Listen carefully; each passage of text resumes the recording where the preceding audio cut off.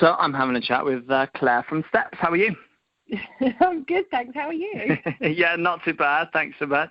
Let's start off and talk about another return for you guys. Back with a brand new single, What the Future Holds. What can you tell us about the single? Well, What the Future Holds is the first single from our new album, which is also of the same name. Yeah. It was written by Sia and gifted to us by her, which is amazing. And it's just, I just think it is just another big classic Step song. It's got everything you'd expect from a Step song, but I don't know, maybe a little bit cooler than, I don't know. I'd like to say it's a little bit cooler than people remember us for, but it's definitely a bit more of the time that we are in rather than the 90s. Yeah, absolutely. And is this the start of the feel to the album rather than going back to your roots? This is a future progression for you. Do you know what? I think the last time with Tears on the Dance Floor, we definitely were headlong into that kind of juggernaut steam train where we wanted the whole album just to be full of absolute bangers, which I think we did really well. And it was all very up to date. This time, I think there's a line in What the Future Holds that says 1 foot in the past and 1 foot in the future. And it seems to really apply to Steps as a band overall, really. I think we do feel like we've got 1 foot in the past and that is, you know, all the nostalgic stuff. And we will never ignore our past and all that stuff that everybody loves. But we also feel like we've got one foot in the present and nodding towards the future, because so this album is definitely a balance of both of those worlds, if you like. We've ventured into the realms of Steps in the 90s for a couple of tracks, and we did something with Rylan the other day, and he said, so it's new, old Steps. And we're like, yeah, I guess so. I guess that's the way you could put it. So it's a real mix, and there's a few more ballads on this one, which we didn't do on the last album at all. So there's a real kind of roller coaster of everything. There's light and shade. Yeah, definitely. Excellent. And there was a nice big gap, but there was a big gap between kind of your third and fourth record, and then there was another hiatus. It's been 3 years since Tears on the Dance Floor. Was it always the plan to go straight ahead and do another record?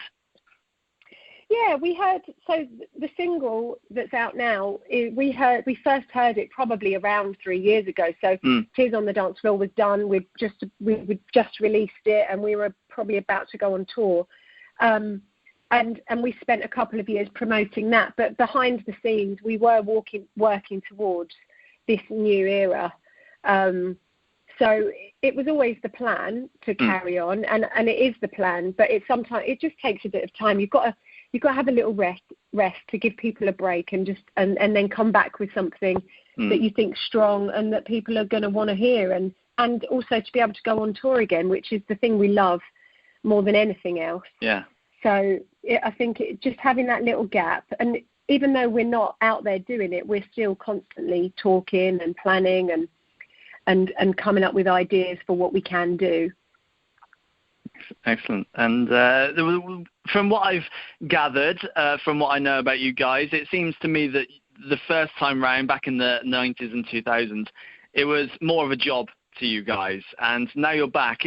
Are you finding it as more of a fun hobby sort of thing rather than a job? Do you know what? I would actually say it's the other way round. I think when back in the 90s, you absolutely, when you're that age as well, you absolutely live, breathe, eat, drink, dance, sing, everything is Steps, and you are in that bubble 100%. It's like anything outside of that world doesn't exist. But now it is our job, but we have a really good time when we go to work. We have a real laugh, and it's a pleasure to be doing it. It's we have got a real balance now between our working life and our home life, and which we have to have because we've all got families and we've all got wives, husbands, kids, we've got dogs, we've got other commitments, other businesses, other things that we do. So it's really important to have that balance. But it makes being in steps so much easier, which sounds strange, but it just does. And when we go to work, we have a laugh. Excellent. And touching on it earlier, you have a tour coming up as well next year with the lovely Sophie Ellis-Bextor joining you on the run as well. I bet you can't wait to be back out on the road.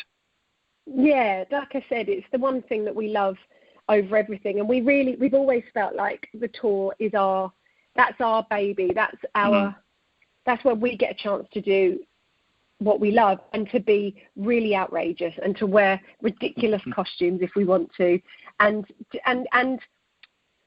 we've got such a good team around us, especially when it comes to touring, that the ideas that they come up with to make it different every single time, intertwined with the ideas that we have, it just rolls on so naturally. Like, we always think, what are we going to do next time? How are we going to make that different? How are we going to make that better? But somebody always seems to come up with something that just propels it into somewhere else. So yeah, it seems like such a long way away at the moment, but that's probably not a bad thing, because hopefully it means we will definitely be on that stage in November next year, and there's nothing's going to stop us. So fingers crossed that we all make it to November 2021 and get on that stage. Yeah, most definitely. And coming to you yourself, you released a debut album yourself last year. What was it like? Do you know what? It was something I'd wanted to do for such a long time, and something I'd thought about for such a long time. And over the years, I've come up with loads of different ideas. Once I was going to do country music, then once I was going to be the female Michael Bublé, and all these ridiculous ideas.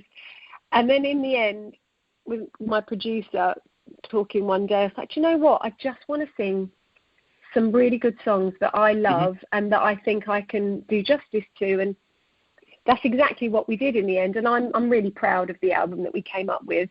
I'm not going to lie, it was a bit weird being on stage by myself. And a little bit more difficult than I expected it to be, actually. I think the first time I did a show on my own, I remember I did the first couple of numbers without any links or anything, and then turned around and had a drink of water and realised everybody was just staring at me, waiting for me to say something. I thought, there's no one here to take up the slack. I've got to do all of it, haven't I? So it took a bit of getting used to, but I did enjoy it, and I just love singing the songs that I recorded. So hopefully there'll be more in the future, but we shall see how busy Steps keeps me from now on. Yeah, absolutely. Well, Claire, it's been great having a chat with you. And you as well. Thank you for having me.